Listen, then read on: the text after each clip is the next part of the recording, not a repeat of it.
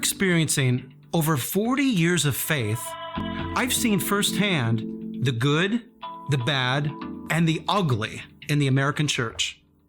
We are under siege at a doctrinal level. Right now, there is a great danger that's infiltrating the walls of our seminaries, our sanctuaries, our pulpits across America to reframe the gospel with an alternative theology that runs contrary to Christ, and it compromises mainstream orthodoxy. It's called Christian leftism.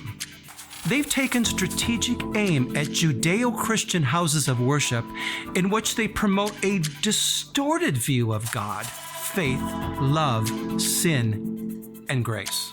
In case you haven't noticed, leftist ideologies have permeated just about every aspect of our society.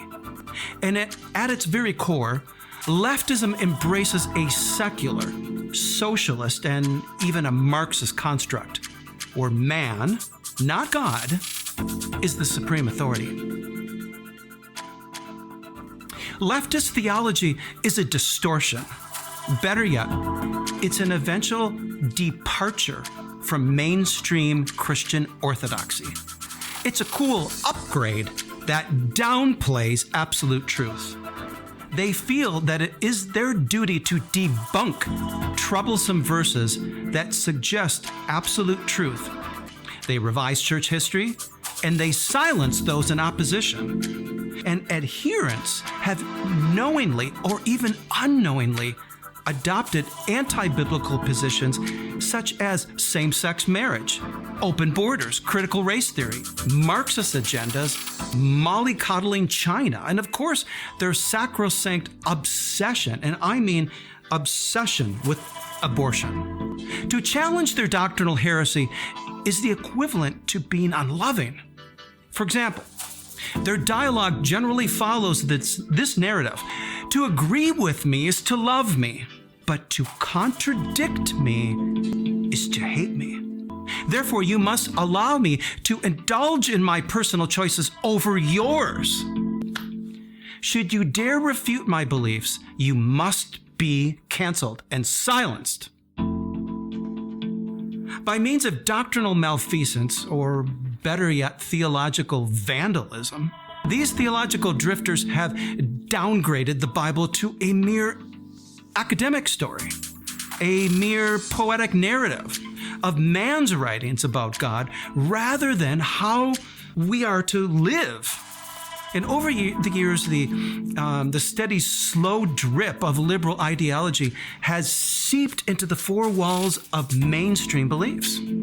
It is as subtle as the serpent in the garden, questioning Eve with forbidden fruit, placing doubts in her mind with crafty dialogue that caused her to perhaps put God in contempt, with saying things like, "Did God really say?" See how that works? Today, the same serpent is lying to the bride of Christ with contemporary compromises like, "Come on, did God really say that marriage is only between a man and a woman?" The theological vandalism promoted by the left has taken great liberties in leveraging spiritual-sounding language to position the believer to question traditional, biblical, and moral mainstays. Do any of these phrases sound familiar? Phrases like, "Well, I can sleep with my girlfriend because God just wants me to be happy. His grace will always overlook whatever choices I make." Or another phrase is, "People need to just live out their faith and whatever feels right to them." Or, "We're not to judge because judging is hate." See how that works? Is this starting to sound familiar? Some would contend, well, times have changed. It's now time to deconstruct the Bible. Well, after a few thousand years, let me ask you, is it in need of deconstructing? Please understand, God has and always will have unconditional love without the acceptance of sin. But God's ways are not subjective to the interpretation of each man's proclivities. They are constant, they're steady, they're sure, and they're trusted.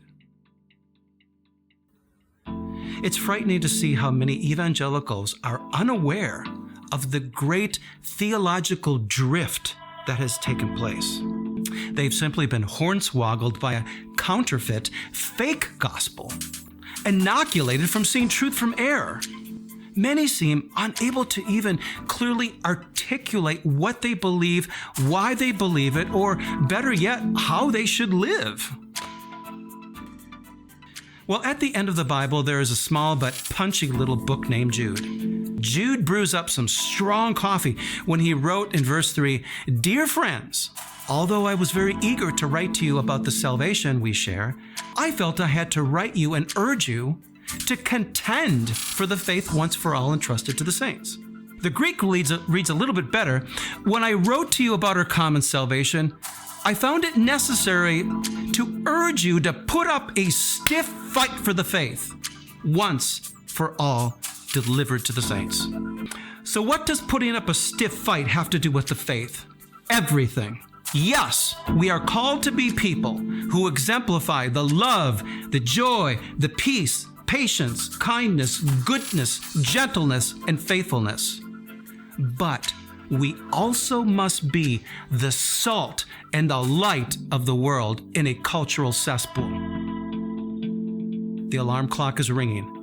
Those who have quarantined themselves within the four walls must awaken from being passive dum-dums, hiding out in their religious ghettos on the sidelines of the culture, while the nation is being hijacked by hard left extremists.